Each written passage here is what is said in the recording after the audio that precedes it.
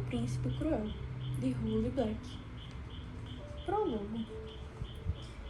Em uma sonolenta tarde de sábado, um homem vestindo um casaco escuro e comprido hesitou na frente de uma casa numa rua arborizada. Ele não tinha estacionado seu carro, nem ido de táxi. Nenhum vizinho o vira andando pela calçada. Ele simplesmente apareceu, como se tivesse dado um passo entre uma sombra e outra. O homem andou até a porta e levantou o punho para bater. Dentro da casa, Judy estava sentada no tapete da sala de estar, comendo palitinhos de peixe empanado, murchos por causa do micro-ondas, e mergulhados em uma poça de ketchup. Sua irmã gêmea, Tarim, cochilava no sofá, encolhida sob um cobertor, o polegar enfiado na boca, manchada de punch de frutas. E do outro lado do sofá, a irmã mais velha, Vivienne, encarava a tela da televisão, o olhar esquisito de pupilas partidas grudado no desenho do rato que fugia do gato.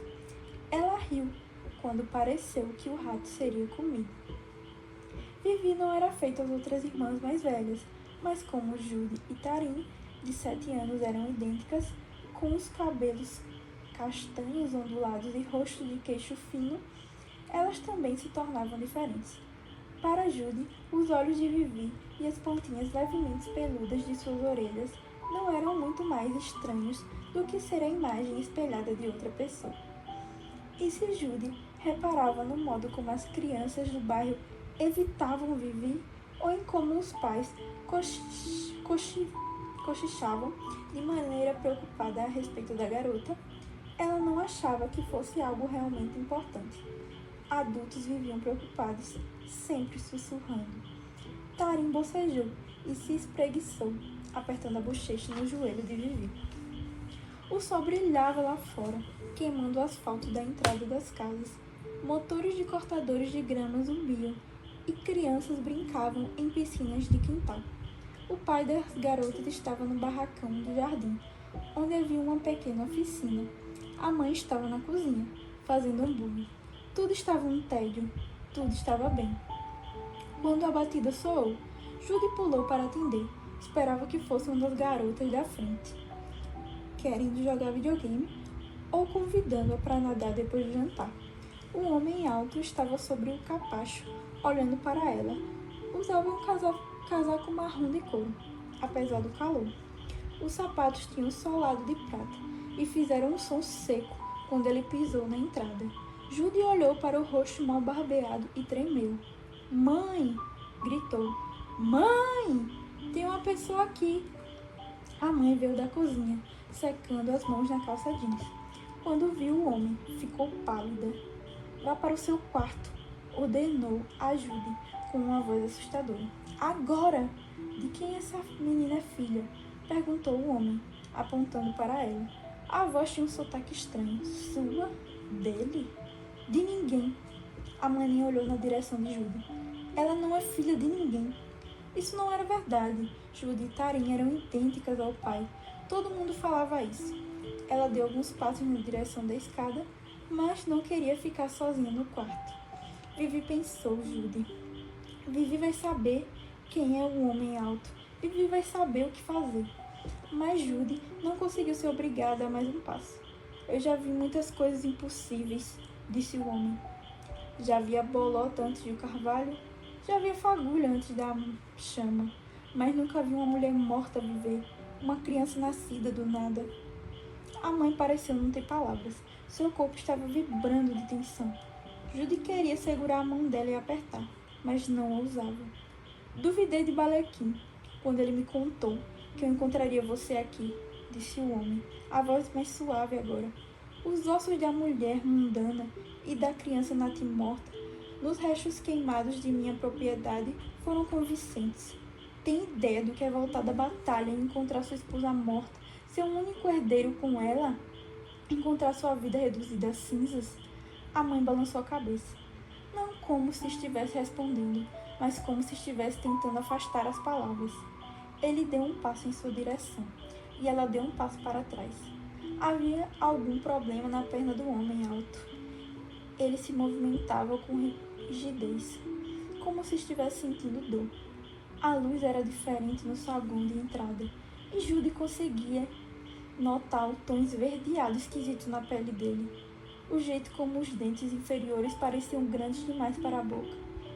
Ela também notou que os olhos do homem eram iguais aos de Vivi. Eu nunca seria feliz com você, disse a mãe. Seu mundo não é para as pessoas como eu. O homem alto a olhou por um longo momento. Você fez um voto, disse ele por fim. Ela empinou o queixo. E renunciei a ele. O olhar do homem foi até Judy, e sua expressão ficou mais dura. O que vale a promessa de uma pessoa mortal? Acho que tenho minha resposta. A mãe se virou, e ao perceber o olhar dela, Judy correu para a sala. Tarinha ainda estava dormindo. A televisão ainda estava ligada. Viviane ergueu o rosto, os olhos felinos semicerrados. Quem está na porta? Perguntou ela. Ouvi uma discussão. Um homem assustador, respondeu Judy sem fôlego, embora mal tivesse corrido. Seu coração estava em disparada. Temos que subir. Ela não ligava que a mãe só tivesse dito para ela subir. Não subiria sozinha. Com um suspiro, Vivi saiu do sofá e acordou Tarinha, sonolenta, a irmã gêmea de Judy, e a seguiu ao corredor. Quando correram em direção aos degraus acarpetados, Judy viu seu pai entrando, vindo do jardim. Segurava um machado, feito para ser uma réplica quase exata de outro que ele estudara no Museu da Islândia. Não era incomum vê-lo com um machado. Ele e os amigos gostavam de armas antigas e passavam bastante tempo falando sobre cultura material e projetando lâminas fantásticas. Na verdade, o que parecia estranho era o jeito como ele segurava a arma, como se fosse... O pai lançou o machado na direção do homem alto. Ele nunca havia nem levantado a mão para ajudar as irmãs, nem mesmo quando elas se metiam em encrencas grandes. Ele não machucava ninguém, era incapaz disso. E ainda assim, o machado passou pelo homem alto e acertou a soleira da porta. Tarim deu um gritinho e tapou a boca com as mãos. O homem alto sacou uma lâmina curva que estava escondida sob o casaco de couro. Uma espada, tipo aquela de história de aventura. Seu pai estava tentando soltar o machado da moldura da porta, quando o sujeito lhe cravou a lâmina na barriga, empurrando para cima. O som foi de palitos se quebrando e um urro animalesco. O pai caiu no tapete da entrada, sobre o qual a mãe sempre reclamava quando as meninas sujavam de lama. O tapete estava ficando vermelho. A mãe gritou, Judy gritou, Tarim e Vivi gritaram. Todo mundo parecia estar gritando, menos o homem alto. Vem aqui, disse ele, olhando diretamente para Vivi. Seu monstro! Gritou a mãe, correndo para a cozinha. Ele está morto! Não fuja de mim, disse o homem para ela. Não depois do que você fez. Se fugir de novo, eu juro que... Mas ela fugiu. Estava quase virando o corredor quando a espada acertou as costas, derrubando-a no linóleo, os braços jogando os ímãs da geladeira no chão. O cheiro de sangue fresco estava denso no ar, feito metal úmido e quente, como as esponjas que a mãe usava para limpar a frigideira quando alguma coisa grudava. Judy avançou para o homem e começou a socar seu peito, a chutar suas pernas. Ela sequer conseguia sentir medo. Aliás, não sabia dizer nem se estava sentindo alguma coisa. O homem não deu atenção a Judy. Por um longo momento, simplesmente ficou ali parado, como se não conseguisse acreditar no que tinha feito, como se desejasse voltar atrás 5 minutos. Em seguida, se apoiou nos joelhos e segurou os ombros da menina. Ele prendeu os braços de Judy junto ao corpo para que ela parasse com os golpes, mas sequer olhou em sua direção enquanto fazia isso. O olhar dele estava grudado em Viviane. Você foi roubada de mim, disse o homem. Vim levá-la para seu verdadeiro lar, em Elfame, embaixo da colina. Lá você será rica de maneira inimaginável. Lá vai estar com sua espécie. Não, respondeu Vivi, a vozinha melancólica. Eu não vou a lugar nenhum com você. Eu sou seu pai, revelou ele, a voz dura, subindo como o estalo de um chicote. Você é uma herdeira e sangue do meu sangue, e vai me obedecer quanto a isso, assim como obedecerá quanto a qualquer outro assunto. Ela não se mexeu, mas contraiu o maxilar. Você não é o pai dela, gritou Judy para o homem. Ainda que ele e Vivi tivessem os mesmos olhos, ela não se permitiria acreditar. Ele apertou mais os ombros da garota, que emitiu um som constrito e agudo, mas permaneceu encarando-a com expressão desafiadora. Já tinha vencido muitas competições de encarar. O homem afastou o olhar primeiro. Ele encarava um atarim de joelhos, chorando e sacudindo a mãe como se tentasse acordá-la. A mulher não se mexia. Sua mãe e seu pai estavam mortos. Eles nunca mais se mexeriam de novo. Eu odeio você, proclamou Vivi para o homem alto, com a ferocidade que orgulhou Judy. Vou odiar você para sempre, juro que vou. A expressão pétrea do homem não mudou. Ainda assim, você vem comigo. Prepare essas pequenas humanas. Pegue poucas coisas. Vamos partir antes de escurecer. Viviane empinou o queixo. Não mexa com elas. Se tiver que me levar, tudo bem, mas não mexa com elas. Ele encarou Vivi e riu com deboche. Você protegeria suas irmãs de mim? É? Diga-me então, para onde você as levaria? Vivi não respondeu. Eles não tinham avós, nem um familiar vivo. Não que soubessem, pelo menos. Ele olhou para a Judy mais uma vez, soltou seus ombros e ficou de pé. Elas não são prole da minha esposa, e assim, minha responsabilidade. Posso ser cruel, um monstro e um assassino, mas não fujo das minhas responsabilidades. E você também não deveria fugir das suas, não como uma irmã mais velha.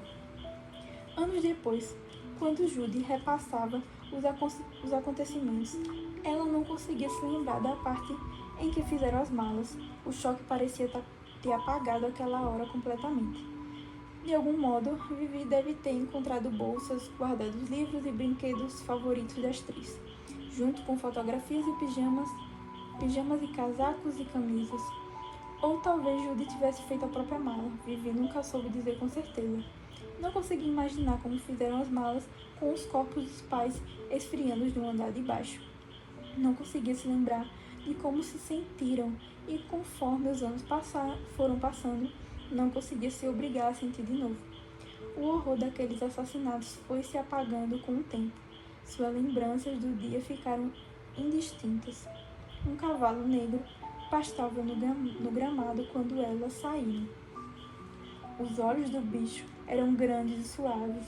Judy teve vontade de abraçá-lo e de encostar o rosto na crina sedosa, mas antes que pudesse fazê-lo, o homem alto a posicionou na cela com tarim, manuseando-a feito bagagem e não como crianças. Colocou Vivi sentada atrás dele. Segurem-se, ordenou. Judy e suas irmãs, chorando durante todo o caminho até o reino das fadas. Capítulo 1. No reino das fadas, não há palitinhos de peixe empanado, ketchup ou televisão. Obrigada. Aqui eu encerro meu primeiro vídeo, mas eu vou seguir com os próximos capítulos desse livro e da saga inteira. Se você puder deixar o seu like e seguir o canal, vai ajudar muito. Eu sei que a qualidade não está tão boa, mas vai melhorando com o tempo. E assim como a leitura. Muito obrigada por ficar até aqui. Tchauzinho.